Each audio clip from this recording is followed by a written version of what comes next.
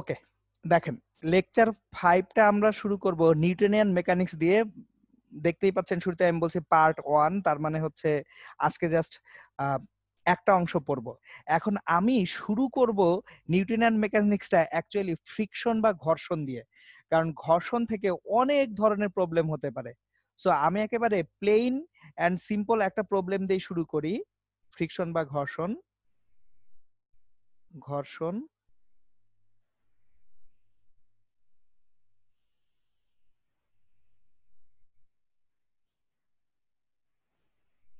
So যেহেতু আমি সবকিছুই শুরু করার সময় একটু রিভিউ করে নেই, ঘর্ষণের কনসেপ্টগুলো আবার একটু রিভিউ করে নিব।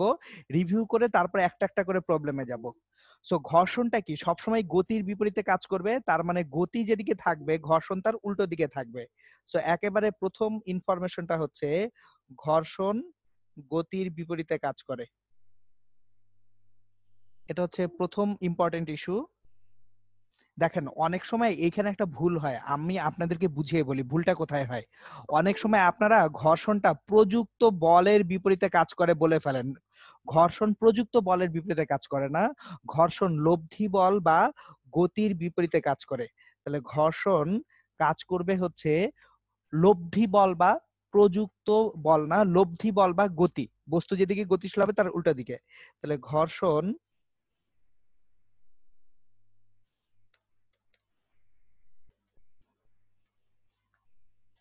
কাজ করবে হচ্ছে লব্ধি বলের বিপরীতে।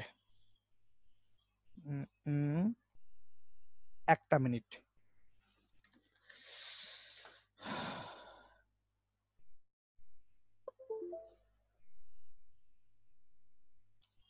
ওকে, ঘর্ষণ গতির বিপরীতে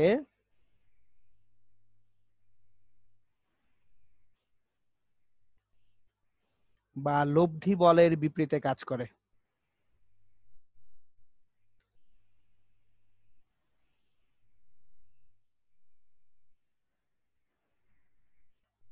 এটা হচ্ছে প্রথম ইনফরমেশন। সেকেন্ড ইনফরমেশন, ঘর্ষণ দুইটা জিনিসের উপর ডিপেন্ড করে, একটা হচ্ছে ঘর্ষণ গুণাঙ্ক আর একটা হচ্ছে অভিলম্ব প্রতিক্রিয়া। তাহলে ঘর্ষণ বল F equals to mu into R. মিউটা হচ্ছে ঘর্ষণ গুণাঙ্ক আর আরটা হচ্ছে অভিলম্ব প্রতিক্রিয়া।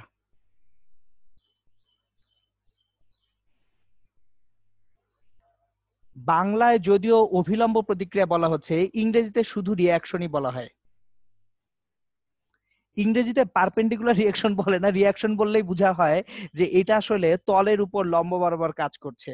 আর ঘর্ষণ গুণাঙ্ক যেটা হচ্ছে coefficient of friction, coefficient of friction,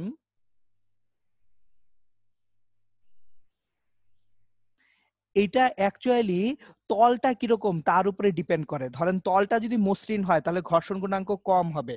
so তল কি রকম তা নির্দেশ করে।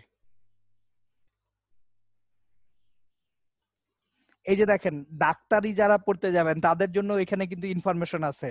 ধরেন মেডিকেল ভর্তি পরীক্ষার প্রশ্ন এরকম থাকতে পারে যে ঘর্ষণ গুণাঙ্ক দিয়ে কি নির্দেশ করা হয়, অথবা একটা তল কতটুকু মসৃণ বা অমসৃণ সেটা তুমি কি থেকে বুঝবে। তখন বলতে হবে যে আমরা অ্যাকচুয়ালি ঘর্ষণ গুণাঙ্ক থেকে বুঝবো তল কিরকম, সেটা কি মসৃণ নাকি অমসৃণ। মসৃণ হলে মিউ এর মান কম হবে, মিউ এর মান যত কম তত মসৃণ, আর অমসৃণ হলে মিউ এর মান কি হবে, বেশি হবে।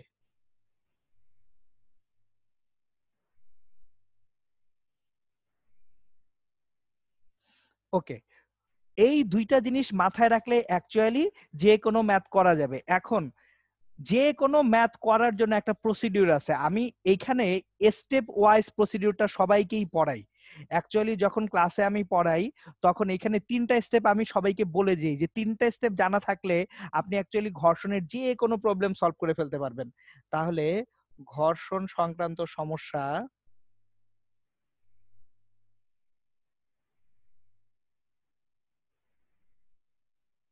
সমাধানের উপায়।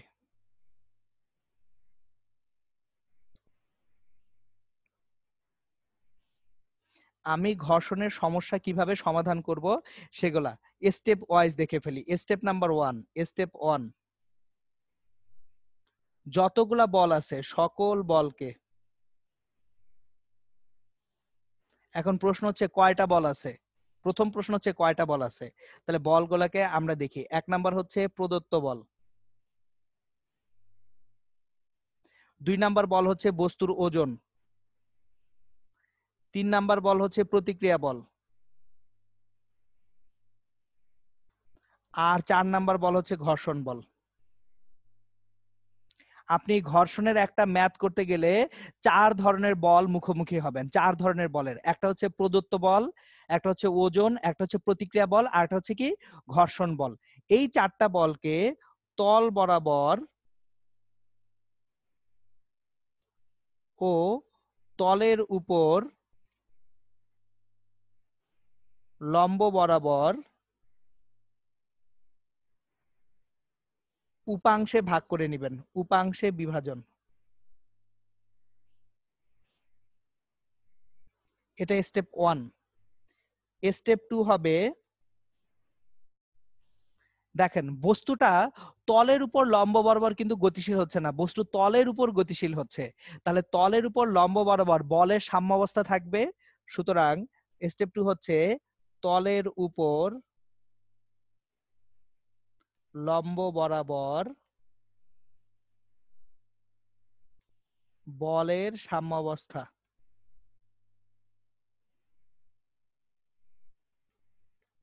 প্রতিষ্ঠা।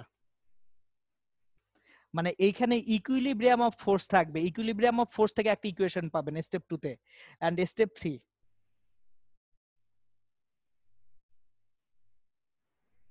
তল বরাবর সামেশন অফ এফ সমান এম এ প্রতিষ্ঠা। আপনি যখনই এই 3টা স্টেপ ফলো করবেন, ঘর্ষণের যে কোনো ম্যাথ ধুমধাম হয়ে যাবে। জাস্ট স্টেপ 3টা একটু মাথায় রেখে দেন। এখন আসেন, বেশ কিছু সিনারিও আছে এখানে, অনেকভাবে অনেক কিছু করা যায়। আমি শুরু করব সীমান্তিক মান দিয়ে। সীমান্তিক মান।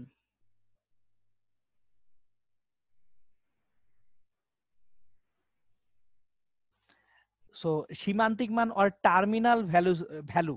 সো এই টার্মিনাল ভ্যালুটা কি জিনিস সেটা একটু বুঝাই। ধরেন একটা বস্তু কোন একটা সারফেসের উপরে আছে, এখানে একটা অবজেক্ট সারফেসের উপরে আছে,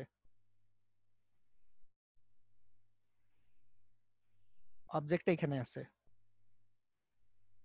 এখন মিনিমাম যে ফোর্স অ্যাপ্লাই না করলে অবজেক্টটা নড়তে শুরু করবে না, তাকে বলা হয় হচ্ছে সীমান্তিক মান, বা এটাকে অনেক সময় লিমিটিং ভ্যালু বলা হয় বা টার্মিনাল ভ্যালু বলা হয়।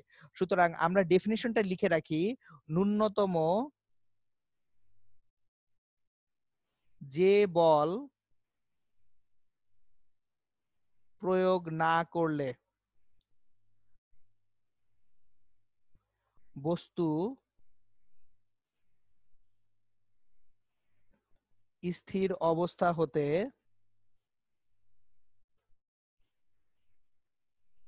গতিশীল হতে শুরু করবে না, তাকে স্থিতি ঘর্ষণের সীমান্তিক মান বলে।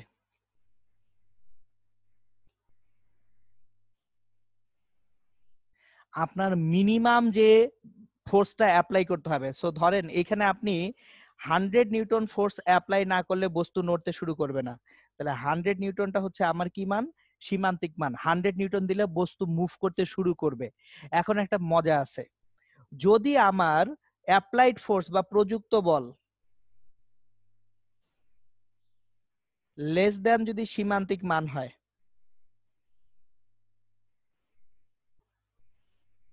আপনি যে বলটা দিচ্ছেন সেই বলটাই সীমান্তিক মানের থেকে ছোট, তখন ঘর্ষণ বল হবে প্রযুক্ত বলের সমান। এইটা খুব ইম্পর্টেন্ট। দেখেন আমরা এইখানকার ডায়াগ্রামে একটু চিন্তা করি, ধরেন আপনার এইখানে সীমান্তিক মানটা হচ্ছে 100 নিউটন।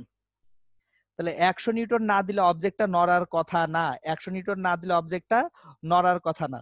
কিন্তু আপনি অ্যাপ্লাইড ফোর্স দিলেন 60 নিউটন, 60 নিউটন বল দিছেন এবং এখানে বলে দিছে সীমান্তিক মান 100 নিউটন।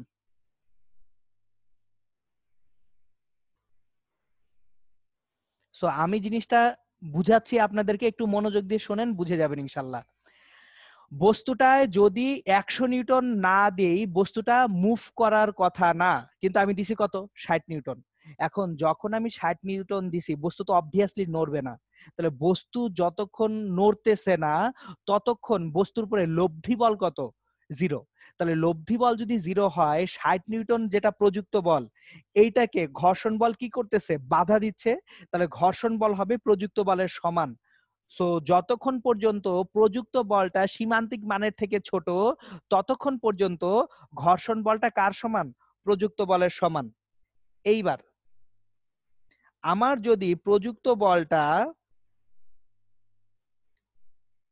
সীমান্তিক মানকে ছাড়িয়ে যায়,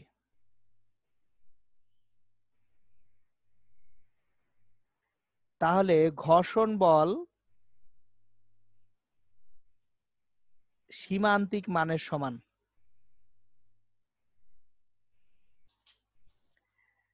দেখেন কোনো কারণে যদি প্রযুক্ত বলটা ঘর্ষণ বলকে ছাড়িয়ে যায়, সীমান্তিক মানকে ছাড়িয়ে যায়, ধরেন এখানে এই সারফেসে আমি ব্লকটাকে রেখে দিছি, এই ব্লকটাকে রেখে দিছি, আমার বলা আছে সীমান্তিক মান 100 নিউটন, আপনি বল দিছেন 120 নিউটন। তাহলে ঘর্ষণ বল কি গতির বিপরীতে বাধা তৈরি করবে, বাধা দিয়ে 100 নিউটন নাই করে দিবে। এখানে লব্ধি বল কত হবে,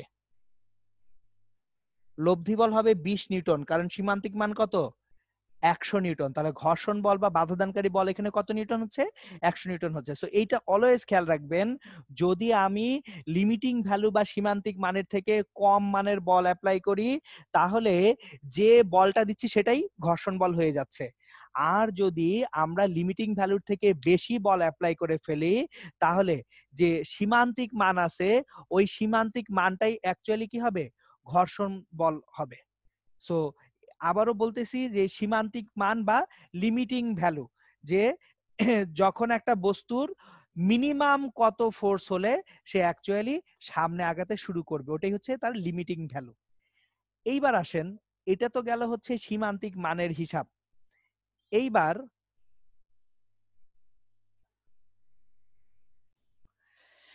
ওকে, আমরা এখন একটা ইন্টারেস্টিং প্রবলেমে যাব। মানে আমি একটা সিনারিও ক্রিয়েট করব, সেই সিনারিওতে ফ্রিকশনটা কিভাবে কাজ করে সেটা একটু দেখব।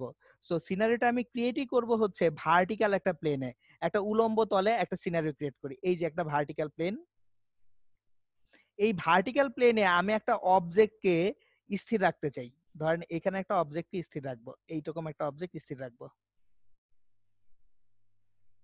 ধরেন এই যে ভার্টিক্যাল প্লেনের যে উলম্ব তল এবং বস্তুর মাঝখানে যে ঘর্ষণ গুণাঙ্ক সেই মিউটা দেওয়া আছে as 0.2,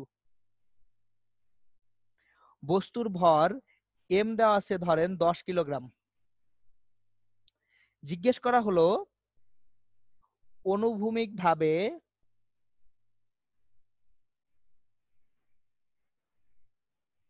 কত বল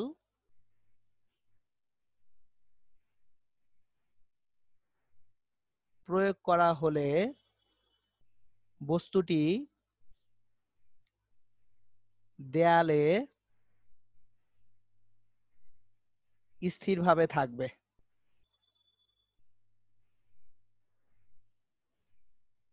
সো এটা একটা প্লেন প্রবলেম, কোশ্চেন অন আজকের, এবং এটা পিওর এমসিকিউ প্রবলেম। দেখেন এটা কিন্তু মোটেও রিটেন প্রবলেম না, এটা হচ্ছে এমসিকিউ প্রবলেম।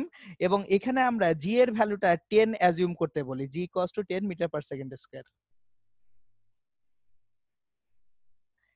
খেয়াল করেন আমার একটা ব্লক কোন একটা দেয়ালের উপরে আছে, এখানে ব্লক এবং দেয়ালের সঙ্গে যে ঘর্ষণ গুণাঙ্ক মিউটা হচ্ছে 0.2, ভর এম দেওয়া আছে 10 কিলোগ্রাম। জিজ্ঞেস করা হয়েছে অনুভূমিক ভাবে কত বল প্রয়োগ করা হলে বস্তুটি দেয়ালে কিভাবে থাকবে, স্থিরভাবে থাকবে। এখন একটা জিনিস খেয়াল করেন, আমি এইটাকে দেয়ালে স্থিরভাবে রাখবো প্র্যাকটিক্যাল প্রবলেম হিসেবে চিন্তা করেন।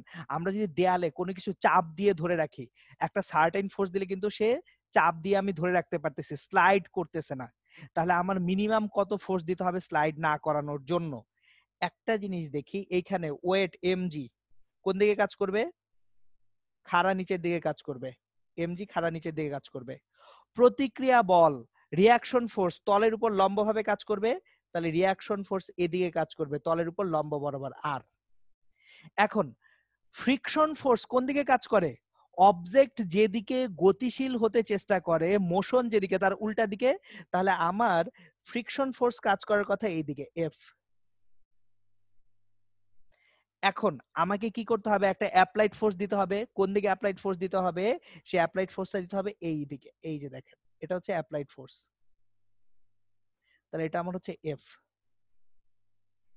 এখন একটা জিনিস খেয়াল করেন, আমি যখন আপনাদেরকে স্টেপ গুলা শিখাচ্ছিলাম, স্টেপ স্টেপ 1 সকল বলকে, কয়টা বল ছিল? প্রদত্ত বল, ওজন, প্রতিক্রিয়া বল, ঘর্ষণ বল, তল বরাবর ও তলের উপর লম্ব বরাবর উপাংশে ভাগ করতে বলা হয়েছিল।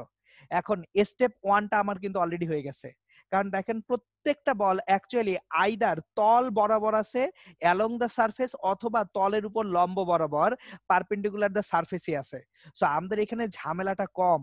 এখন আমি দেখতেই পাচ্ছি যে ফ্রিকশন ফোর্স এফ যেটা, সেটা হয়ে যাচ্ছে এমজি এর সমান। সো আমার F equals to MG. Again F equals to কি? মিউ ইনটু আর। কিন্তু আমার এখানে এই সিনারিওতে দেখেন যেটা রিয়াকশন ফোর্স, সেটা হচ্ছে অ্যাপ্লাইড ফোর্সের সমান হচ্ছে, কারণ সে তো দেয়ালের মধ্যে দাঁড়িয়ে আছে, দেয়ালের উপরে দাঁড়িয়ে আছে। তাহলে রেজাল্টেন্ট ফোর্স কত? জিরো।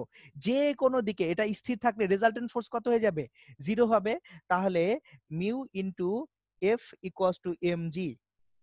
সো আমরা এফ পাচ্ছি MG divided by mu, applied force MG by mu. So M হচ্ছে 10 কিলোগ্রাম, জি হচ্ছে 10, মিউ হচ্ছে 0.2। তাহলে 100 divide by 0.2, that is 500 newton হতে হবে applied force. That is our answer. So এটা ছিল আমাদের ফ্রিকশনের একেবারে ফার্স্ট প্রবলেম। এখন দেখেন প্রথম সমস্যাটা হয়ে গেল। এবার এইটাকে একটু মনে রাখার চেষ্টা করবেন যে যদি কোনো একটা পারপেন্ডিকুলার সারফেস বা কোনো একটা লম্ব তলের উপর বস্তু থাকে, তখনও বস্তুটাকে এই যে অনুভূমিক ভাবে কিভাবে বল দিয়ে স্থির রাখা যায়, সেটার সিনারিওটা আমরা এখান থেকে পেয়ে যাই। নেক্সট আসি কোশ্চেন 2 এ যাই। কোশ্চেন 2,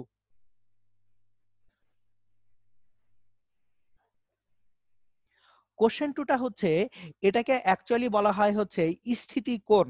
সো আমরা একটু স্থিতি কোণ বা হচ্ছে কত অ্যাঙ্গেলে একটা বস্তুকে রাখা হলেও সে স্লাইড করে পড়ে যাবে না, এই অ্যাঙ্গেলটা কিভাবে ফাইন্ড আউট করব সেটা রিলেটেড একটা প্রবলেম দেখি। সো কোশ্চেন 2টা প্রবলেমটা হচ্ছে এরকম, ধরেন কোন একটা তল একটি তলের সঙ্গে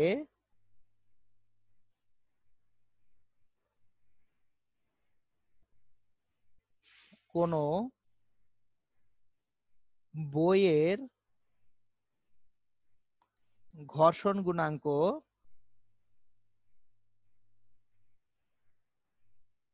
ধরেন 0.3, কত কোণে তলকে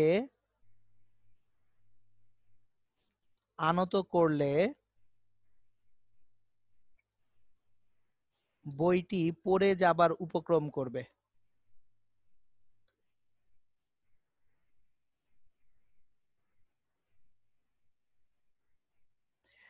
আপনারা ডিউতে এই কোশ্চেনটা সলভ করবেন একেবারে ধুমধাম, শিখিয়ে দিব আমি।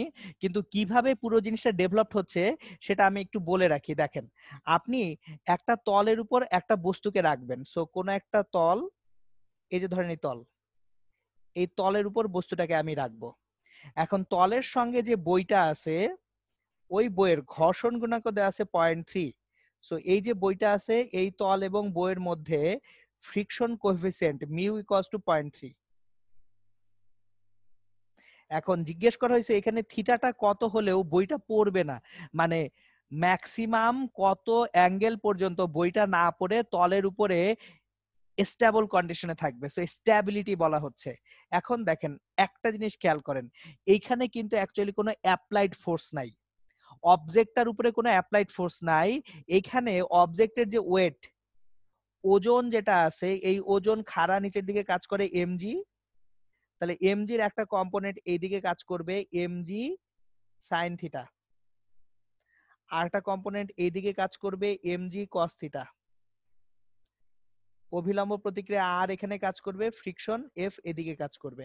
তাহলে দেখেন F equals to mg sine theta, অবজেক্টটা যদি না পড়ে, and R equals to mg cos theta.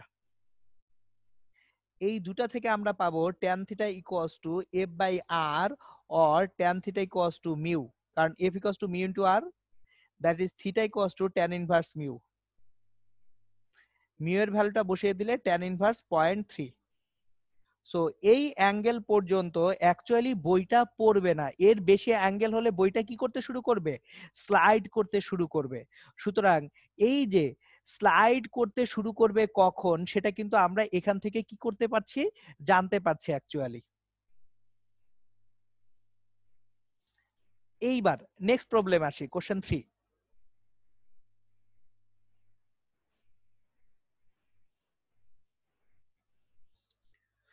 Question 3টা হচ্ছে, আমি কোন একটা প্লেন সারফেসে একটা অবজেক্টকে গতিশীল করব। সো ধরেন কোন রাস্তা ও গাড়ির চাকার ঘর্ষণ গুণাঙ্ক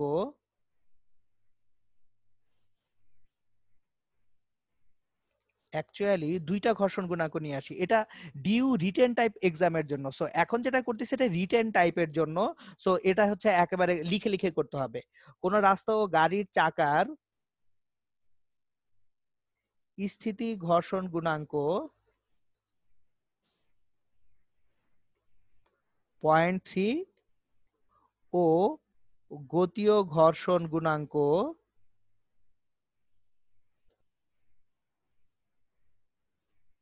0.2। অলওয়েজ খেয়াল রাখবেন স্থিতি ঘর্ষণ গুণাঙ্কটা গতীয় ঘর্ষণ গুণাঙ্কর থেকে সাধারণত বেশি হয়। কেন বেশি হয়, যখন স্থির অবস্থায় আছে স্থির বস্তুকে গতিশীল করার জন্য, জড়তাটাকে চেঞ্জ করার জন্য আমাদের অনেক বেশি বল দিতে হয়। এই কারণে অলওয়েজ যে স্থিতি ঘর্ষণ গুণাঙ্ক অর আপনার এখানে যে গতীয় ঘর্ষণ গুণাঙ্কটা আছে সেটা থেকে স্থিতি ঘর্ষণ গুণাঙ্ক সবসময় কি হবে, বেশি হবে। সুতরাং এখন আমার দুটো ভ্যালু দেওয়া আছে, একটা হচ্ছে ফ্রিকশন কোএফিসিয়েন্ট ফর হচ্ছে স্ট্যাগন্যান্ট কন্ডিশন, আর আরেকটা হচ্ছে ফ্রিকশন কোএফিসিয়েন্ট ফর মোশন। একটা হচ্ছে মোশনের জন্য ফ্রিকশন কোএফিসিয়েন্ট বা গতীয় ঘর্ষণ গুণাঙ্ক, আরটা হচ্ছে স্ট্যাটিক কন্ডিশনে ফ্রিকশন কোএফিসিয়েন্টটা। সো এখন যদি জিজ্ঞেস করা হয় 2000 কিলোগ্রাম ভরের একটি স্থির গাড়িকে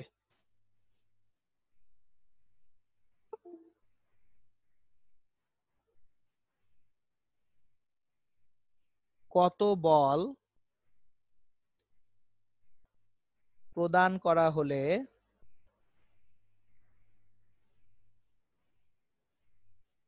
গাড়িটি চলতে শুরু করবে, মানে আপনি কতটুকু বল দিলে গাড়িটি জাস্ট স্টার্ট করবে ম্যান। এখন দেখেন চলতে শুরু করবে, এই চলতে শুরু করবে কথাটা যখনই বলছে তখনই আসলে এটা সীমান্তিক মান। সো চলতে শুরু করবে মানেই হচ্ছে সীমান্তিক মান। এবার কোশ্চেনের সেকেন্ড পার্টটা করি, আরো কত বল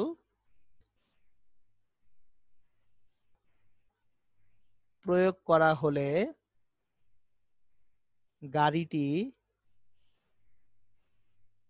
2 মিটার পার সেকেন্ড স্কয়ার ত্বরণ পাবে। সো আমি আরো কতটুকু বল যদি দেই তাহলে গাড়িটির ত্বরণ 2 মিটার পার সেকেন্ড স্কয়ার হবে। এটা রিটেনে আসার মতো খুব ভালো একটা প্রশ্ন এবং আমার জি এর মান 10 ধরতে বলা হলো। সাধারণত ডিউ রিটেনে আইদার জি এর মানটা অ্যাকচুয়ালি 9.8 দেওয়ার কথা না। কেন দেওয়ার কথা না? কারণ ক্যালকুলেটর ছাড়া তো আসলে আপনি 9.8 দিয়ে ক্যালকুলেট করা খুব কষ্ট হয়ে যাবে। সো এখন শুরুতে দেখি আমার প্রথম অংশের জন্য গাড়িটি চলতে শুরু করবে। এখন চলতে শুরু করবে মানে কি? আমি বলছিলাম সীমান্তিক মান। তাহলে সীমান্তিক মান হলে F = মিউ ইনটু আর। এখন গাড়িটা রাস্তার উপরে দাঁড়িয়ে আছে। তাকে আপনি চালনা করতে শুরু করবেন। দেখেন ঘটনাটা কি? এই যে ঘটনাটা। তাহলে মিনিমাম কত বল দিলে সে চলতে শুরু করবে? সীমান্তিক মানের সমান বল দিলেই গাড়িটা চলতে শুরু করবে। সো সীমান্তিক মানের সমান যখন বল দিব, আর ইকুয়ালস টু ডিরেক্টলি কি এমজি, তাহলে mu into MG. So mu হচ্ছে 0.3, এম হচ্ছে 2000 and G to B 10।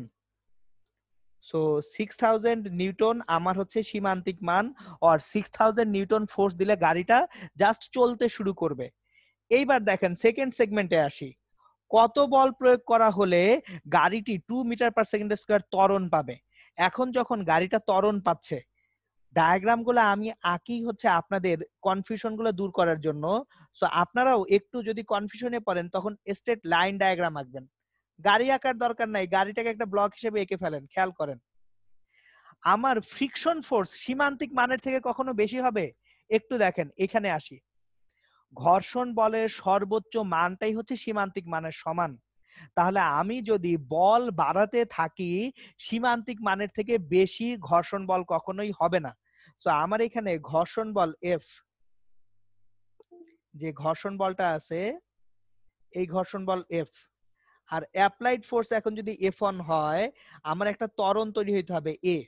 That means F1 যদি এফ এর থেকে বড় না হয় ত্বরণ কোনোদিন তৈরি হবে না। সো যখন অ্যাক্সিলারেশন বা ত্বরণ হচ্ছে তখন আমার প্রদত্ত বল F1টা অবশ্যই ঘর্ষণ বল এফ থেকে বড়। তাহলে এখন এই আর ইকুয়ালস টু এমজি পাচ্ছি, কিন্তু F1 is greater than F, তার মানে F1 মাইনাস এফ। এখন দেখেন গাড়িটা কি এখন স্থির না গতিশীল? গতিশীল। গতিশীল অবস্থায় ঘর্ষণ গুণাঙ্ক চেঞ্জ হয়ে গেছে। তাহলে ঘর্ষণ গুণাঙ্ক চেঞ্জ হলে ঘর্ষণ বলটার আগের মতো নেই, সেটাও চেঞ্জ হয়ে গেছে। So F1 minus F prime সমান হচ্ছে এম এ।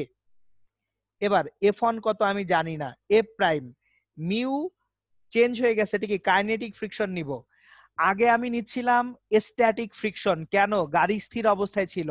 এখন গতীয় ঘর্ষণ গুণাঙ্ক নিচ্ছি। কেন? কারণ গাড়িটা গতিশীল হয়ে গেছে। তাহলে mu k into m g equals to m a. এবার তাহলে F one equals to m a plus mu k into m g, মানগুলা বসাই। এম হচ্ছে 2000, এ হচ্ছে 2, মিউকে কত? মিউকে আছে আমার এখানে 0.2 ইন্টু এম হচ্ছে 2000, জি হচ্ছে 10। So 4000 plus 4000, that is 8000 Newton apply করতে হবে। বাট অলরেডি আপনি কি 6000 অ্যাপ্লাই করে বসে আছেন। আপনি গাড়িটাকে স্টেশনারি কন্ডিশন থেকে তাকে জাস্ট গতিশীল করার জন্য 6000 নিউটন অ্যাপ্লাই করে ফেলছেন। তাহলে অতিরিক্ত আরো দিতে হবে কতটুকু? এই যে দেখেন কোশ্চেনটা খেয়াল করেন, আরো কত বল প্রয়োগ করতে হবে? আরো এক্সট্রা কতটুকু ফোর্স দিতে হবে? তাহলে অতিরিক্ত প্রয়োগ করতে হবে, অতিরিক্ত প্রয়োগ করতে হবে 2000 Newton. So this was our third problem, যে ফ্রিকশনে কিরকম ঝামেলা হইতে পারে। ঠিক আছে? সো এখন তাহলে একটা জিনিস খেয়াল করেন, আমার ফ্রিকশনে রিটেন কোশ্চেন গুলাতে কিরকম চেঞ্জ আসতে পারে। রিটেনে যেটা হতে পারে যে আমার যখন স্টেশনারি কন্ডিশনে আছে, স্থিতিশীল অবস্থায় আছে, তখন যে ফ্রিকশন কোফিসিয়েন্টের মান, আর যখন মুভিং কন্ডিশনে আছে তখন ফ্রিকশন কোফিসিয়েন্টের মান এক নাও হতে পারে। তখন ফ্রিকশন কোফিসিয়েন্টের মান কি হয়ে যেতে পারে? চেঞ্জ হয়ে যেতে পারে। ওকে, মোটামুটি আপাতত ফ্রিকশন নিয়ে এই অংশটুকুই আমাদের অ্যাকচুয়ালি ইউনিভার্সিটি ইঞ্জিনিয়ারিং দুই জায়গায় কাজে লাগবে। ওকে, এখন আসেন ফোর্স নিয়ে আমরা কিছু টানা হেঁচড়া করব। আমি কিছু প্রবলেম করাতে করাতে ফোর্স নিয়ে কিছু টানা হেঁচড়া করব। সো এখন আসবো কোশ্চেন 4। কিছু পিকুলিয়ার প্রবলেম করাবো আজকে আপনাদেরকে। সো প্রথমেই কোশ্চেন 4 একটা পিকুলিয়ার প্রবলেম দেখাই। এটা অ্যাকচুয়ালি ডিইউ এবং ইঞ্জিনিয়ারিং দুই জায়গায় আসার মতো একটা ভালো কোশ্চেন। কোশ্চেনটা দেখেন, কোশ্চেনটা খুব মজার কোশ্চেন, আমার খুব পছন্দের কোশ্চেন এটা। ধরেন দুইটা ব্লক আছে, এটা একটা ব্লক, সামনে এটা আরেকটা ব্লক। দুইটা ব্লক দুইটার গায়ে লাগানো আছে। এখন এই যে ব্লকগুলোর সঙ্গে শুরুতে ইনিশিয়ালি আমরা ফ্রিকশন ফোর্স না চিন্তা করি। দেখেন, আগে ফ্রিকশন ছাড়া চিন্তা করি, পরে ফ্রিকশন আনবো। আপাতত শুধু ফোর্সটা নিয়ে চিন্তা করি। ধরেন আমি এই ব্লক দুইটাতে প্রথমটার ভর m1 = 20 কিলোগ্রাম, সেকেন্ডটার ভর m2 = 10 কিলোগ্রাম। আমি এইখানে অ্যাপ্লাইড ফোর্স দিচ্ছি একটা F = 120 নিউটন। প্রশ্নটা বুঝছেন, দুইটা ব্লক একটার গায়ে গায়ে লাগানো আছে। আপনি বড় ব্লকটার পিছনে 120 নিউটনের একটা ফোর্স দিলেন। আপনাকে জিজ্ঞেস করা হলো ব্লক দ্বয়ের মধ্যে প্রতিক্রিয়া বল কত?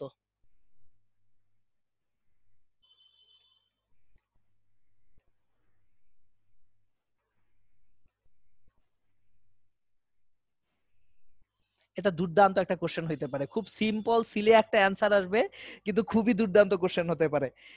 খেয়াল করে দেখেন, দুইটা ব্লকের মাঝখানে আপনার প্রতিক্রিয়া বল বের করতে বলছে। একটু একটা জিনিস খেয়াল করেন যে যদি দুইটা বস্তু গায়ে গায়ে লাগানো থাকে, কখন গায়ে গায়ে লাগানো থাকবে? প্রতিক্রিয়া বল না থাকলে কি গায়ে গায়ে লাগানো থাকবে? কোনোদিন না। সো আপনি যখন একটা ব্লক দিয়ে আরেকটা বলকে ঠেলা দিচ্ছেন, অবভিয়াসলি ক্রিয়া আছে, প্রতিক্রিয়া আছে।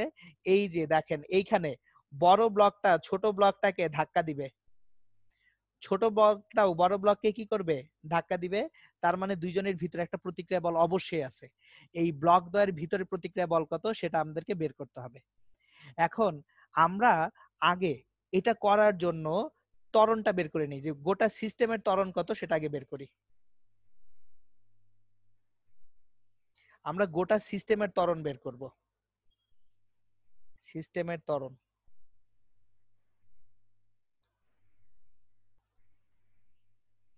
A = বল F ডিভাইডেড বাই মোট ভর m1 + m2।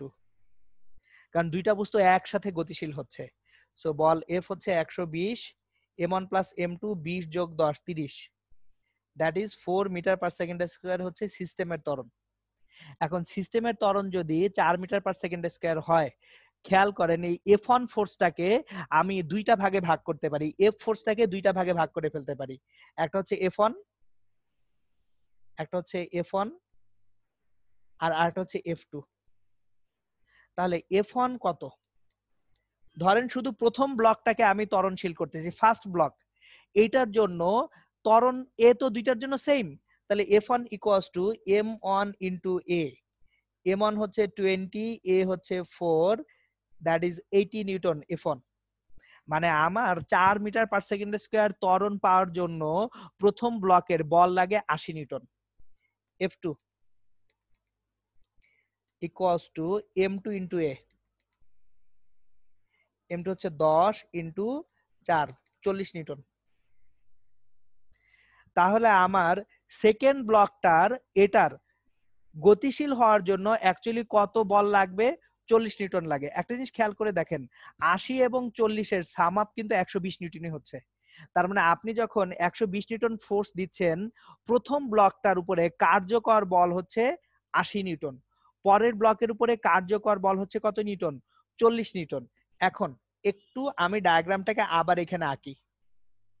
খেয়াল করেন, এই ব্লকটার উপরে 80 নিউটন বল আছে, এই ব্লকটার উপরে এইদিকে বল আছে কত নিউটন? 80 নিউটন। কিন্তু সামনে যখন একটা ব্লক আসলো, এই ব্লকটা সামনের দিকে কত নিউটন বল পাচ্ছে? সে পাচ্ছে 40 নিউটন বল। তাহলে 80 নিউটন থেকে 40 নিউটন পাচ্ছে সে, বাকি 40 নিউটন কই গেছে? বাকি 40 নিউটন এখানে প্রতিক্রিয়া বল হিসেবে নাই হয়ে গেছে। সো তাহলে আমার এখানে প্রতিক্রিয়া বলটা হচ্ছে বাকি 40 নিউটন। এই যে দেখেন প্রতিক্রিয়া বল হচ্ছে 40 নিউটন। খেয়াল করেন আবার বলতেছি, বড় ব্লকটার উপরে বল দিচ্ছি আমি কত? 80 নিউটন। ছোট ব্লকটা বল পাচ্ছে কত? 40 নিউটন। তাহলে 40 নিউটন বলটা কি মাঝখানে হারায় গেছে, এই কারণে ছোট ব্লক 40 নিউটন বল পাইছে। তাহলে আমার এখানে প্রতিক্রিয়া বল হচ্ছে 40 নিউটন। প্রতিক্রিয়া বল equals to F1 minus F2 equals to 40 Newton. Actually এভাবে দুটা বস্তু যদি সংযুক্ত অবস্থায় চলতে থাকে তখন তাদের মাঝখানে কত প্রতিক্রিয়া বল কাজ করে সেটা বের করা সম্ভব। ওকে, নেক্সট প্রবলেমে আসবো, কোশ্চেন নাম্বার 5। এইটা একটা কমন প্রবলেম, এটা হচ্ছে ডিইউ অ্যাডমিশন টেস্টে 2014 সালে ছিল, আর হচ্ছে ঢাকা বোর্ডে এমসিকিউ হিসেবে 2016 সালে ছিল। সো এটা সর্ট অফ লাইক একটা প্রবলেমের রিপিটেশন, রিপিট করব। ধরেন কতগুলা ব্লক পরপর আছে, একটা দুইটা তিনটা ব্লক, এদেরকে সুতা দিয়ে বাঁধা আছে, একটা সুতা দুইটা সুতা তিনটা সুতা। এখানে এফ ফোর্স অ্যাপ্লাই করলাম, এটার ভর m1, এটার ভর m2, এটার ভর m3। আমাকে জিজ্ঞেস করা হলো সুতার প্রত্যেকটা অংশের টান কত। একটা ঘর্ষণহীন সারফেস যদি হয় তাহলে সুতার প্রতিটা অংশের টান কত সেটা জিজ্ঞেস করা হলো। এখন টান বল সবসময় অ্যাপ্লাইড ফোর্সের উল্টা দিকে কাজ করে। সো একটা জিনিস খেয়াল করেন, এই তিনটা ব্লককে আপনি যদি একই সুতা দিয়ে বেঁধে টানতে থাকেন তাদের তিনজনের ত্বরণ একই হবে। তাহলে ত্বরণ এ হবে F divided by m1 plus m2 plus m3। এখন এই যে দেখেন m1 ভরের বস্তুটাকে আমি টানতেছি f1 বল দিয়ে, তাহলে এখানে সুতার টান t1। m2 ভরের বস্তুটাকে আমি টানতেছি f2 বল দিয়ে, এখানে সুতার টান t2। আর ফাইনালি এখানে সুতার টান হচ্ছে t। এবার একটা জিনিস খেয়াল করেন, t equals to f directly, t1 equals to f1 আর f1 equals to m1 into a। তাহলে m1 ইনটু a যদি করি m1 into f divided by m1 plus m2 plus m3। আর টান বল t2 এটা ইকুয়ালস টু f2। এখন f2 equals to কি? m1 plus m2 into a। কেন?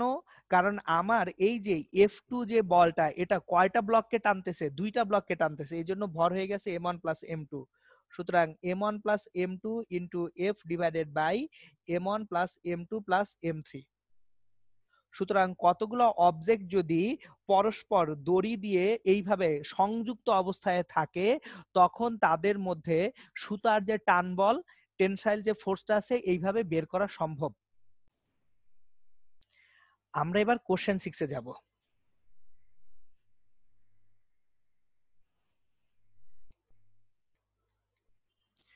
কোশ্চেন 6টা হচ্ছে এটা লিফটের সিনারিও, যে আমরা যেহেতু টেনসাইল ফোর্স পড়তেছি, টান বল পড়তেছি, একটা লিফটের ভিতরে আপনি যদি থাকেন লিফটের রশির উপরে কতটুকু টান বল অ্যাপ্লাইড হবে বা আপনি কতটুকু ওজন ফিল করবেন, আপাত ওজন কতটুকু হবে, এইটাই বেশ কিছু সিনারিও তৈরি করা সম্ভব।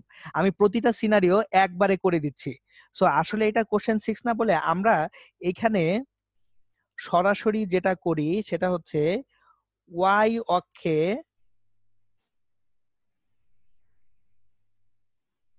ত্বরণশীল বস্তুর জন্য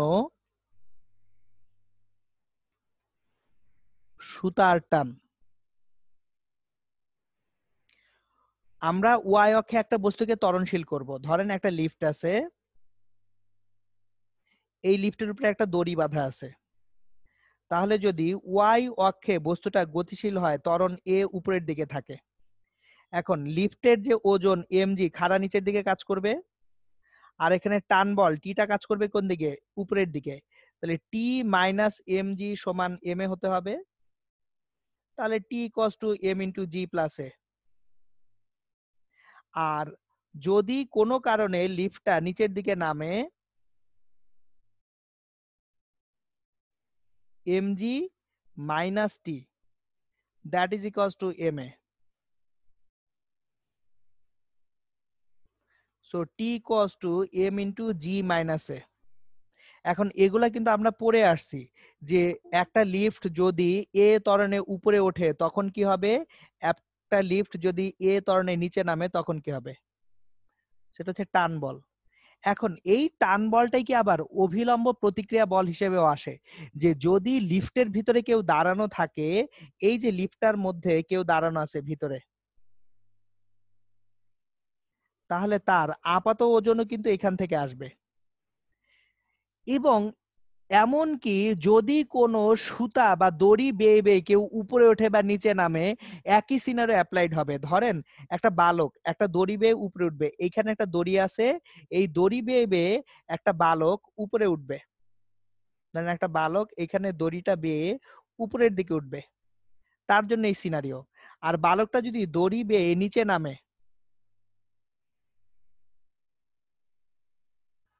দড়ি বেয়ে এ ত্বরণের নিচে নামে, তার জন্য এই সিনারিও। সো আসলে অনেকগুলো সিনারিওর জন্য ইকুয়েশন একটাই থাকবে, ইকুয়েশনে এখানে কি আসবে না, কোনো ভিন্নতা আসবে না। সো এইটা নিয়ে আমি আর টানাস্ট্রা করব না, কারণ হচ্ছে আপাত ওজন বলেন, প্রতিক্রিয়া বল বলেন, বা ওয়াই অক্ষে ত্বরণশীল বস্তুর জন্য সুতার টান বলেন, সবগুলোই এখান থেকে পাওয়া পসিবল। এখন আমি আপনাদেরকে আরেকটা জায়গায় নিয়ে যাব, সেটা হচ্ছে কপি কল সংক্রান্ত কিছু প্রবলেম আমরা করছিলাম, আজকে আবার একটু রিভিউ করে রাখবো। কপি কল ও সুতার টান।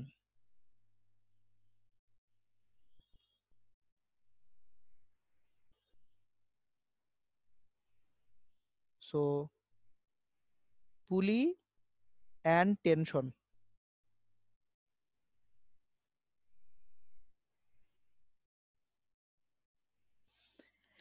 একটা কপি কলের জন্য সুতার টান কিরকম হবে? সো অ্যাগেন যদি রিভিউ করি, একটা কপি কল, একটা পুলির দুই পাশে দুইটা অবজেক্ট থাকে। এই পাশে একটা অবজেক্ট থাকবে m1 মাসের, এই পাশে একটা অবজেক্ট থাকবে m2 মাসের। যদি m1 গ্রেটার দ্যান m2 হয়, তাহলে m1 মাসটা এ ত্বরণে নিচে নামবে, m2 মাসটা এ ত্বরণে উপরে উঠবে। সুতরাং টেনসাইল ফোর্স এদিকে যা টি, এদিকেও কিন্তু একই টেনসাইল ফোর্স। সো m1 মাসের জন্য তার যে ওয়েট m1g, সেটা কাজ করবে খাড়া নিচের দিকে। m2 মাসের জন্য ওয়েট m2g কাজ করবে খাড়া নিচের দিকে। এখন আমরা যদি ইকুয়েশন গুলা লিখি, m1 মাসের জন্য t minus m1g, sorry m1 মাস সে যেহেতু নিচে নামতেছে, তাহলে m1g minus t equals to m1 এ। আমি অলওয়েজ যেটা করি, আমি কখনো ইকুয়েশন গুলো মুখস্থ রাখার চেষ্টা করি না, কারণ ইকুয়েশন গুলো মুখস্থ রাখতে গেলে মাথায় প্যাচ লেগে যায়। আর m2 ভরের বস্তুর জন্য t minus m2g equals to m2a।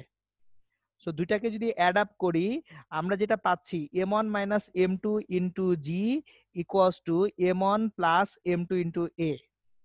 So acceleration a equals to m1 minus m2 divided by m1 plus m2 into g। এটা হচ্ছে আমাদের অ্যাক্সিলারেশন আসবে। এবং এইখানে যে টেনশনটা আসবে, tensile force T equals to 2m1 m2 divided by m1 plus m2 into g. এটা আসবে টেনশনটা।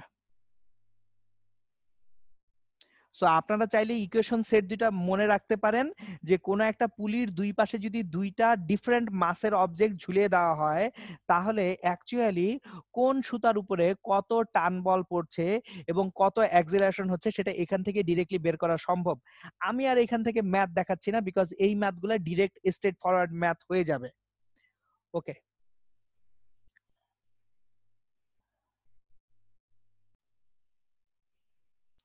এখন আমি আপনাদেরকে যে প্রবলেমটা দেখাবো সেটা হচ্ছে ফোর্স অ্যাপ্লাই করলে কোনো একটা অবজেক্ট বা বস্তুর গতি কিভাবে চেঞ্জ হতে পারে সেটা দেখাবো। যে একটা বস্তু গতিশীল ছিল, আমি তার উপরে একটা ফোর্স অ্যাপ্লাই করলাম একটা সার্টেন টাইম যাবত, তাহলে তার গতি কিভাবে চেঞ্জ হবে, এই টাইপ একটা ম্যাথ আমরা করব।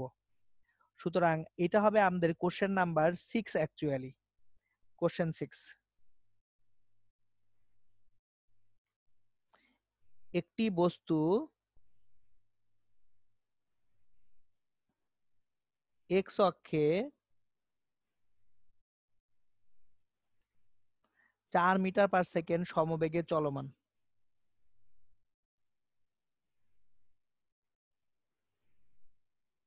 বস্তুটির ভর 2 কিলোগ্রাম হলে ওয়াই অক্ষ বরাবর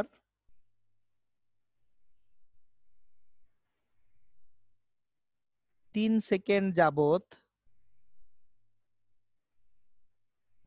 6 নিউটন বল প্রয়োগ করা হলে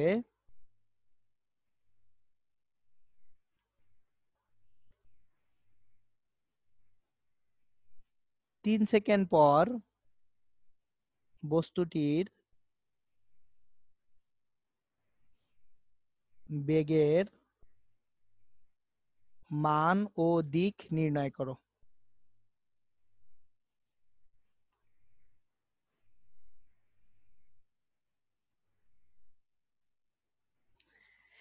দেখেন, কোন একটা বস্তু এক্স অক্ষে যাচ্ছিল কত বেগে? 4 মিটার পার সেকেন্ড সমবেগে যাচ্ছিল। খুবই ভালো কথা, সে যাচ্ছে এক্স অক্ষে 4 মিটার পার সেকেন্ড সমবেগে। তাহলে V X equals to 4 metre per second. এখন ওয়াই অক্ষে তার আদি বেগ V zero at Y zero. এবার ওয়াই অক্ষে তার ত্বরণ A Y equals to Y অক্ষের বল ডিভাইডেড বাই ভর এম। ওয়াই অক্ষে আমি বল দিছি 6 নিউটন, ভর হচ্ছে 2 কিলোগ্রাম, তার মানে এ ওয়াই হচ্ছে 3 মিটার পার সেকেন্ড স্কয়ার।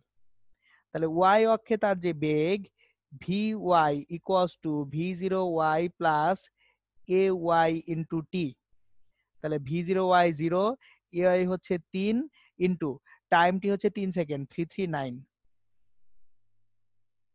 এখন দেখেন আফটার 3 সেকেন্ড এক্স অক্ষের ভেলোসিটি কিন্তু চেঞ্জ হয় নাই, কারণ এক্স অক্ষে না আমি কোনো ত্বরণ আনছি না কোনো মন্দন আনছি। তাহলে এক্স অক্ষের ভেলোসিটি যদি চেঞ্জ না হয়ে থাকে, ভি সমান root over V X square plus V Y square. So V X square equals to 4 square V Y square 9 square root over 16 plus 81, that is root over 97 metre per second. তাহলে আমার দেখেন এই যে after 3 second তার ভেলোসিটিটা হয়ে গেছে root over 97 metre per second. And angle যদি চিন্তা করি, ঘটনাটা এরকম অ্যাকচুয়ালি। অবজেক্টটা যাচ্ছিল সোজা এক্স অক্ষে, আমি ওয়াই অক্ষে একটা বল প্রয়োগ করতে শুরু করলাম। তাহলে বস্তুটা এক্স অক্ষে যাচ্ছে কিন্তু তার ওয়াই অক্ষে একটা ত্বরণ আছে। সো ওয়াই অক্ষে আস্তে আস্তে তার বেগের মানটা বাড়তেছে, বাড়তে বাড়তে এক সময় বস্তুটা অ্যাকচুয়ালি এইভাবে যেতে শুরু করবে, এইভাবে যাবে। এটা হবে তার ভি, তার ভিএক্স আছে, তার অ্যাকচুয়ালি কি আছে এখন ভিওএ আছে। এখন ভিএক্স চেঞ্জ হয় নাই, কেন চেঞ্জ হয় নাই? কারণ এক্স অক্ষে আমি কোনো ত্বরণও দেইনি, মন্দনও দেইনি। এক্স অক্ষে আমি অ্যাক্সিলারেশন ডিসিলারেশন কিচ্ছু দেইনি, কিন্তু ওয়াই অক্ষে আমার কি আছে? অ্যাক্সিলারেশন বা ত্বরণ আছে। এই কারণে আমার ওয়াই অক্ষের যে বেগটা এটা চেঞ্জ হয়ে গেছে। এখন তাহলে আমি যদি ট্যান থিটা চিন্তা করি, এখানে অ্যাঙ্গেলটা যদি থিটা হয়, tan theta equals to perpendicular component V Y divided by V X. So V Y 9, V X হচ্ছে 4। So theta equals to tan inverse 9/4। এটা হচ্ছে যদি কোনো একটা বস্তু চলতে থাকে, সেই বস্তুর উপরে আপনি যদি বল অ্যাপ্লাই করেন, ফোর্স অ্যাপ্লাই করেন, অ্যাপ্লাইড ফোর্স শেষ হয়ে যাওয়ার পরে বস্তুটার অ্যাকচুয়ালি গতি প্রকৃতি কিরকম হবে সেটার একটা ইন্ডিকেশনস। ওকে, এইবার আসেন, এটা ছিল অ্যাকচুয়ালি ফোর্সটা অ্যাপ্লাই করা হলে কিভাবে ভেলোসিটির ডিরেকশন এবং ভেলোসিটির ম্যাগনিটিউড চেঞ্জ হয়ে যাবে সেটা আমরা দেখলাম। সো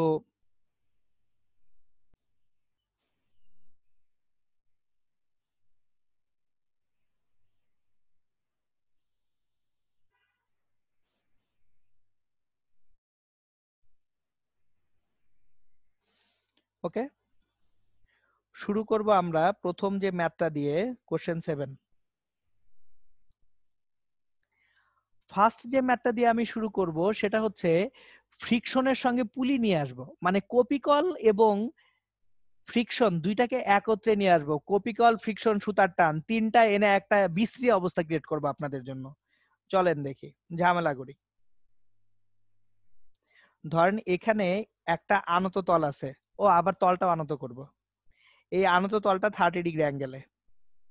এখানে একটা কপিকল বা পুলি রেখে দিছি, খুবই ভালো কথা। পুলি রাখার পরে এই পুলির উপর দিয়ে একটা তার গেছে, আরো ভালো কথা। তারের উপর দিয়ে একটা সুতা ঝুলছে। এবার এখানে একটা ব্লক রাখা আছে, এখানে আর একটা ব্লক রাখা আছে। ডান পাশের ব্লকের ভর হচ্ছে m1 = 20 কিলোগ্রাম, এই পাশের ব্লক হচ্ছে m1 = 10 কিলোগ্রাম।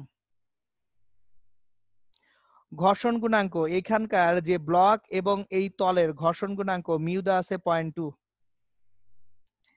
আপনাকে জিজ্ঞেস করা হলো যে কোশ্চেন নাম্বার 1,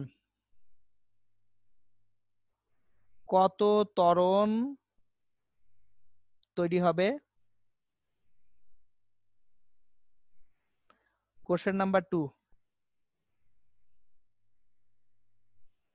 সুতার টান কত? অবস্থাটা বোঝেন। মানে এখানে আপনার একটা কপি কলের উপর দিয়ে আমি অ্যাকচুয়ালি দুইটা অবজেক্টকে দুই পাশে ঝুলিয়ে দিলাম। ঝুলিয়ে দিয়ে ত্বরণ কত তৈরি হবে এবং সুতার টান কত সেটা জানতে চাওয়া হয়েছে। এখন আপনি কিন্তু জানেন না ত্বরণ কোন দিকে তৈরি হবে। 10 কিলোগ্রাম ভরের অবজেক্ট নিচে নামবে নাকি 20 কিলোগ্রাম ভরের অবজেক্ট নিচে নামবে? লজিক্যালি 20 কিলোগ্রাম ভরের অবজেক্ট নিচে নামার কথা। কেন? কারণ এটা শূন্যে ঝুলে আছে এবং এটার ভর বেশি। সো 20 কিলোগ্রাম ভরের অবজেক্টটা নিচে নামতেছে। সো ত্বরণটা এইদিকে তাহলে এ, আর এদিকেও ত্বরণ হচ্ছে এ। টেনশন তাহলে এইখানে টি, এখানেও টেনশন টি। এদিকে নিচের দিকে কাজ করবে m1g, এখানে নিচের দিকে কাজ করবে, সরি এটা m1, এটাকে তাহলে m1 বলা তো ঠিক হবে না, এটা m2। তাহলে এদিকে কাজ করবে m2g sin 30 ডিগ্রি। এইবার একটা জিনিস খেয়াল করেন, আমার ফ্রিকশন বা ঘর্ষণ কোন দিকে কাজ করে? গতির বিপরীতে। আমার এই যে ব্লকটা আছে, এই ব্লকটা উঠে আসতেছে কোন দিকে? উপরের দিকে। তাহলে এই ব্লকে ফ্রিকশন কোন দিকে কাজ করার কথা? নিচের দিকে। ঘর্ষণ বল কাজ করার কথা কোন দিকে? নিচের দিকে। আমি অ্যাকচুয়ালি ইমেজটাকে এনলার্জ করি। ইমেজটা আসলে এনলার্জ না করলে আপনারা বুঝতে পারবেন না, বুঝতে কষ্ট হয়ে যাবে। সো ইমেজটাকে এনলার্জ করি।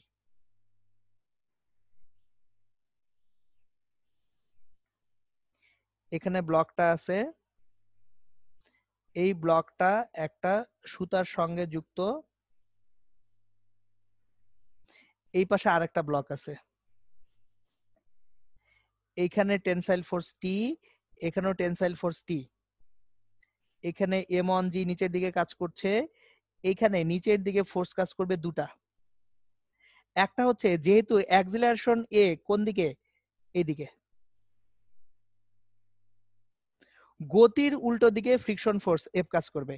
আর এটা হচ্ছে m2g sin 30 ডিগ্রি। এখন এইখানে ওজন m2g, এইটার উপাংশ m2g cos 30 ডিগ্রি। তাহলে অভিলম্ব প্রতিক্রিয়া r = m2g cos 30 ডিগ্রি, এটা হচ্ছে 30 ডিগ্রি। এখন ইকুয়েশন গুলো যদি লিখি, খেয়াল করেন, টি এবং m1g এর মধ্যে m1g মাইনাস টি equals two m1a। So m1 হচ্ছে 20 into 9.8 minus T equals two 20 into a, equation number 1। আর আমি যখন ইকুয়েশন নাম্বার 2 লিখতে যাব, খেয়াল করেন এই যে ব্লক, যে ব্লকের মাস m2, m2 ভরের ব্লকের জন্য ব্লকটা কি নিচের দিকে নামছে না উপরে উঠতেছে? উপরে উঠতেছে। তাহলে T minus friction F minus m2g sin 30 degree, এইটা ইকুয়ালস টু m2a। এখন টি কত জানি না, মাইনাস এফ ইকুয়ালস টু কি mu into R, R equals to কত? m2g cos 30 degree minus m2g sin 30 degree equals to m2 হচ্ছে 10, 10a। ভ্যালুগুলো বসাই, টি minus mu কত দেওয়া দেখেন 0.2, তাহলে 0.2 ইন্টু m2 হচ্ছে 10, মানে 2 ইন্টু জি, জি 9.8, তাহলে 2 into 9.8 19.6 into cos 30 degree √3/2 minus 10 into 9.8 98 sin 30 degree মান half, equals to 10a। Equation number 2, তাহলে দুইটাকে যদি অ্যাড আপ করি 20 into 9.8 that is 196 minus 9.8 into root over 3, 9.8 into root over 3, that will be equals to 16.97 minus 49 equals to 30a. So value of a will be equals to 196 minus 16.97 minus 49 divided by 30. Acceleration হবে 4.33 meter per second square. আর এখানে tension যেটা হবে t equals to, দেখেন আমি equation number 1 থেকে টি বের করে ফেলতে পারি। 196 মাইনাস অ্যাকচুয়ালি 20a, 20 ইন্টু এর ভ্যালুটা হচ্ছে 4.33, সো 109.4 নিউটন হবে আমার এখানে টেনশন। সো এই যে দেখেন আমার জাস্ট স্টেপগুলো ফলো করলে আপনাকে যত ঝামেলাই দেওয়া হোক না কেন আপনি ইজিলি সেখান থেকে টেনশন, অ্যাক্সিলারেশন সব বের করতে পারবেন। ওকে, এটা গেল একটা ঝামেলা। আমরা নেক্সট ঝামেলায় যাব। কোশ্চেন 8।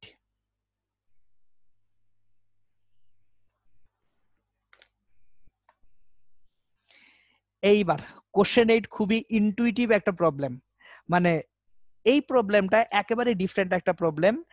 আমি এই প্রবলেমটা একটু বুঝিয়ে বুঝিয়ে সময় নিয়ে করাবো, আপনারা বোঝার চেষ্টা করবেন, কারণ এই প্রবলেমটা আসার সম্ভাবনা খুব কম, বাট আসলে বুয়েট ভর্তি পরীক্ষায় আসবে। প্রবলেমটা হচ্ছে আমি আগে সিনারিওটা স্টেট করে আপনাদেরকে একটু বুঝাই। ধরেন আপনার একটা বইয়ের উপরে আপনি একটা কলম রেখে দিছেন, এখন যদি বইটাকে নিচ থেকে হ্যাচকা টান মেরে সরায় ফেলেন, কলম থেকেও কিন্তু উপর থেকে ধুম করে পড়ে যাবে।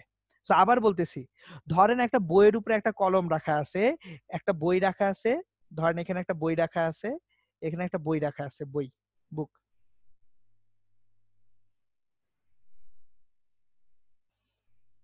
এই বইটার সঙ্গে নিচের যে সারফেস আছে এই সারফেসের একটা ফ্রিকশন আছে। সো বইয়ের সঙ্গে নিচের সারফেসের ফ্রিকশন μ1 এটা ধরেন দেওয়া আছে 0.4।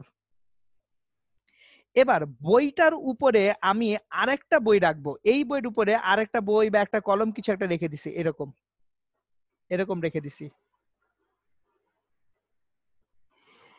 এখানে μ2 হচ্ছে 0.3, μ1 0.4 দেওয়া, μ2 হচ্ছে 0.3 দেওয়া। এরপর ডাইমেনশন গুলা দিয়ে দিই। নিচের যে বইটা আছে এই বইয়ের ডাইমেনশন হচ্ছে 0.5 মিটার, উপরের অবজেক্টটার ডাইমেনশন হচ্ছে 0.1 মিটার। এখন যদি হ্যাচকা টানে নিচের যে বইটা আছে এই বইটাকে, আচ্ছা ভর দিতে হবে তো, নিচেরটার যে ভর m1, নিচেরটার মাস m1 হচ্ছে 20 কিলোগ্রাম, উপরের যে অবজেক্ট আছে উপরের অবজেক্টের মাস m2 হচ্ছে 5 কিলোগ্রাম। ক্লিয়ার? সো আগে প্রবলেম স্টেটমেন্টটুকু বুঝি। আমার অ্যাকচুয়ালি দুটো অবজেক্ট আছে, দুটো বই না বলে দুটো ব্লকও বলতে পারেন। নিচের ব্লকটা মাটির উপরে রাখা আছে, সেটার নিচে মাটির সঙ্গে তার ফ্রিকশন কোএফিসিয়েন্ট হচ্ছে 0.4।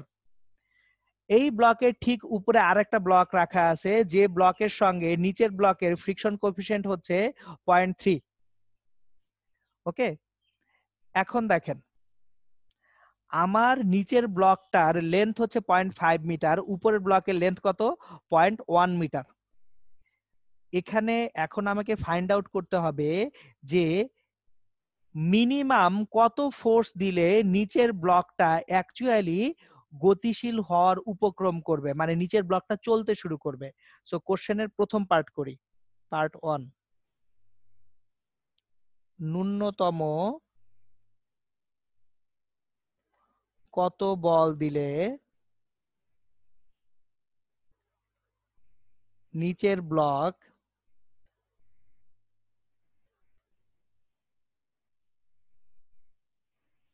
চলার উপক্রম করবে?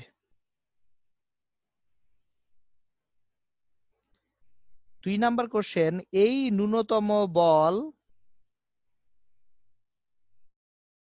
প্রয়োগে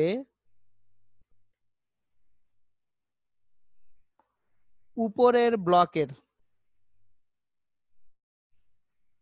কত ত্বরণ হবে? সো কোশ্চেনটা খেয়াল করেন, খুবই পিকুলিয়ার কোশ্চেন। আমার কতটুকু বল দিলে নিচের ব্লক চলার উপক্রম করবে আর এই বল প্রয়োগে উপরের ব্লকের কতটুকু ত্বরণ হবে সেটা আস্ক করা হয়েছে। এই প্রবলেমটা সলভ করার জন্য একটু স্টেপ ওয়াইজ আগাতে হবে। স্টেপ ওয়াইজ আগাবো যখন, একটা জিনিস দেখেন, নিচের ব্লকটা যখন চিন্তা করতেছি মাটি থেকে যখন দেখতেছি, সবাই খেয়াল করেন, মাটি থেকে যখন দেখতেছি তখন আসলে কত ভর দেখতেছি, 20 কিলোগ্রাম না 25 কিলোগ্রাম। মানে মাটির সঙ্গে যখন চিন্তা করতেছি আমি, এই যে নিচ থেকে যখন চিন্তা করতেছি, গোটাটা মিলে কিন্তু একটা সিস্টেম। এই যে এই ব্লক প্লাস এই ব্লক মিলে কিন্তু আসলে একটা সিস্টেম। সো মাটির উপরে যখন অ্যাপ্লাইড হচ্ছে তখন আমার মাটি কতটুকু অভিলম্ব প্রতিক্রিয়া বল দিবে, এইখানে R1 কতটুকু দিবে? R1 দিবে M1 প্লাস M2 ইন্টু জি। কারণ দেখেন M1 এবং M2 ইন্টু জি একত্রে মাটির উপর প্রযুক্ত হচ্ছে। সো আমার এখানে অভিলম্ব প্রতিক্রিয়া বল হচ্ছে M1 প্লাস M2 ইন্টু জি। তাহলে যদি আমার প্রযুক্ত বল F ঘর্ষণের সীমান্তিক মানের সমান হয়, যেটা এখানে F1, তাহলে F ইকুয়ালস টু F1 আর F1 ইকুয়ালস টু হচ্ছে μ1 ইন্টু R1। তাহলে μ1টা হচ্ছে 0.4 এবং R1টা হচ্ছে M1 প্লাস M2 মানে 25 ইন্টু জি হচ্ছে 9.8। তাহলে এটা হচ্ছে 98 নিউটন। সো মিনিমাম 98 নিউটন বল দিলে আমার অ্যাকচুয়ালি গোটা সিস্টেমটা চলতে শুরু করবে।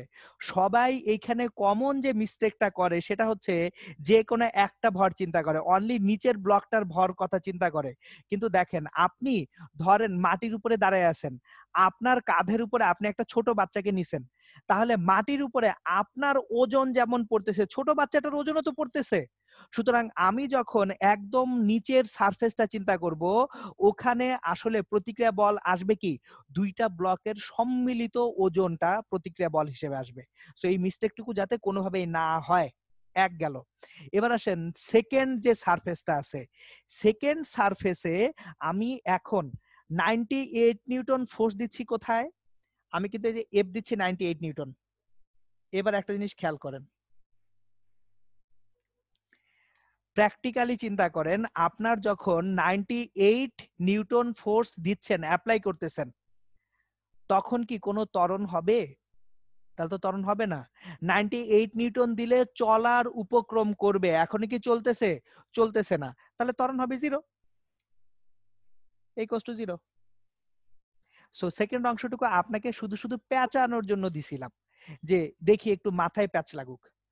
খেয়াল করেন, আবার বলতেছি, আমি যদি 98 নিউটন বল প্রয়োগ করি, সেক্ষেত্রে আমার কোনো ত্বরণ কি তৈরি হবে? বস্তুটা জাস্ট চলার উপক্রম করতেছে, এখনো তো চলে নাই, সরে নাই।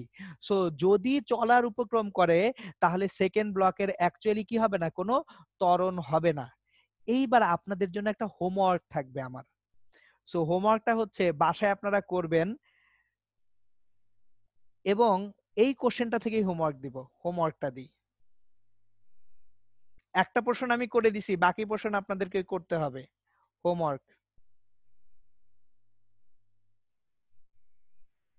নিচের ব্লকের উপর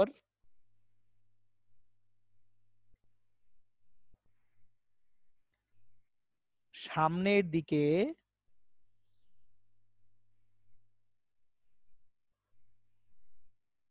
140 নিউটন বল প্রয়োগে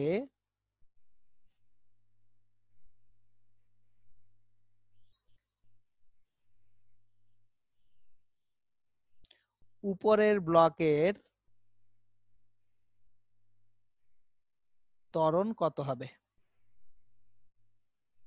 সো এই হোমওয়ার্কটা আপনাদের জন্য থাকবে, ঠিক আছে? সো